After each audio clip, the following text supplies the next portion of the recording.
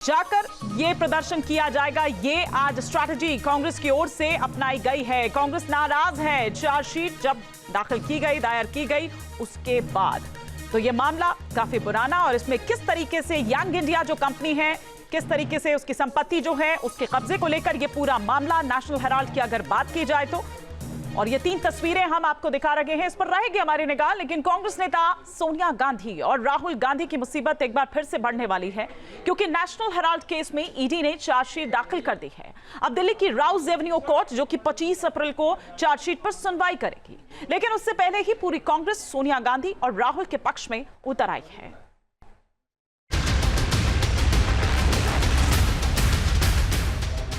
क्या एक बार फिर गांधी परिवार की मुश्किलें बढ़ने वाली हैं? क्या एक बार फिर गांधी परिवार को अदालतों के चक्कर काटने पड़ सकते हैं? क्या सोनिया गांधी और राहुल गांधी पर गिरफ्तारी की तलवार लटक रही है? ये वो सवाल है जो नेशनल हेराल्ड की चार्जशीट के बाद सियासी गलियारों में उठ रहे हैं। बंद हो चुका अखबार क्यों बना हुआ है गांधी परिवार की गले की फांस? ईडी ने नेशनल हेराल्ड केस में जो चार्जशीट राउज एवेन्यू कोर्ट में दाखिल किया है, उसे देखकर कांग्रेस के पसीने छूट गए हैं। ये पूरा मामला उस अखबार से जुड़ा है जिसे आज़ादी से भी पहले शुरू किया गया था और जिसके संस्थापक थे देश के पहले प्रधानमंत्री पंडित जवाहरलाल नेहरू। उसी मामले में प्रवर्तन निदेशालय ने नेशनल हेराल्ड घोटाले में पहली चार्जशीट दाखिल की है। ईडी की चार्जशीट में सोनिया गांधी और राहुल गांधी के नाम शामिल हैं। इसके अलावा सैम पित्रोदा और सुमन दुबे के नाम भी चार्जशीट में हैं। गांधी परिवार के 2 सदस्यों के खिलाफ ईडी की चार्जशीट दाखिल होने के बाद कांग्रेस विरोध में उतर आई है। सोनिया और राहुल गांधी के खिलाफ ईडी ने पीएमएलए की धारा 44 और 45 के तहत शिकायत दर्ज की है। इस केस में चार्जशीट पर संज्ञान लेने के लिए 25 अप्रैल को सुनवाई होगी। ईडी को निर्देश दिया गया है कि सुनवाई से पहले शिकायत और केस से जुड़े सभी कागज अदालत में फाइल करें और इस मामले की सुनवाई राउज एवेन्यू कोर्ट में होगी। 25 अप्रैल को सरकारी वकील और जांच अधिकारी को केस डायरी के साथ कोर्ट में पेश होने के आदेश भी दिए गए हैं। अब कांग्रेस इस चार्जशीट को बदले की भावना से की गई कार्रवाई करार दे रही है। हालांकि बीजेपी आरोप लगा रही है कि घोटाला करने वालों के खिलाफ कार्रवाई तो होगी।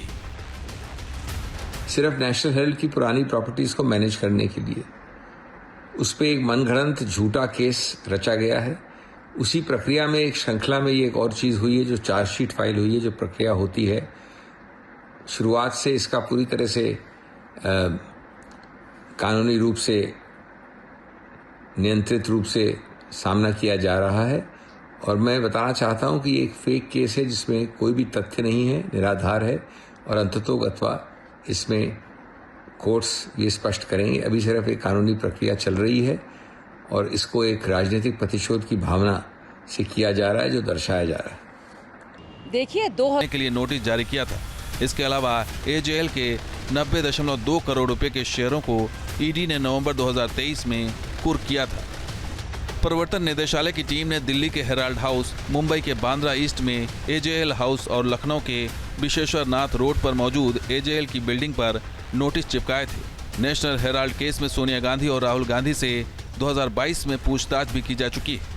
नेशनल हेराल्ड अखबार की शुरुआत 1938 में जवाहरलाल नेहरू ने की थी। इस अखबार के संचालन का जिम्मा एसोसिएटेड जर्नल्स लिमिटेड के पास था। 2008 से 2010 के दौरान एजेएल आर्थिक संकट में घिरी और अखबार बंद कर दिया गया।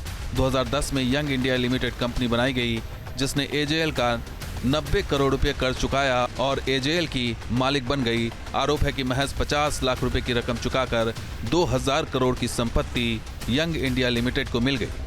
इस केस में 2012 में सुब्रमण्यम स्वामी ने कोर्ट में शिकायत दर्ज की और कोर्ट से सोनिया गांधी और राहुल गांधी के पासपोर्ट भी जब्त करने की अपील की। इसके 2 साल बाद कोर्ट ने सोनिया गांधी और राहुल गांधी समेत 6 लोगों को समन भेजकर कोर्ट में पेश होने के लिए कहा। फिर 2020 तक इस केस की सुनवाई दिल्ली हाई कोर्ट और सुप्रीम कोर्ट में चलती रही। इस केस में सोनिया गांधी और राहुल गांधी को 2015 में पटियाला हाउस कोर्ट ने जमानत दी थी और सभी आरोपी अभी जमानत पर बाहर हैं।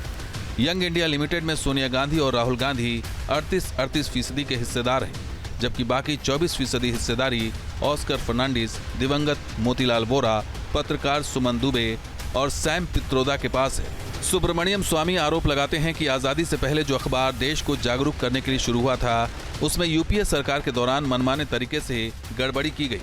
अब 25 अप्रैल को तय होगा कि इस मामले में सोनिया और राहुल गांधी के खिलाफ केस चलेगा या नहीं।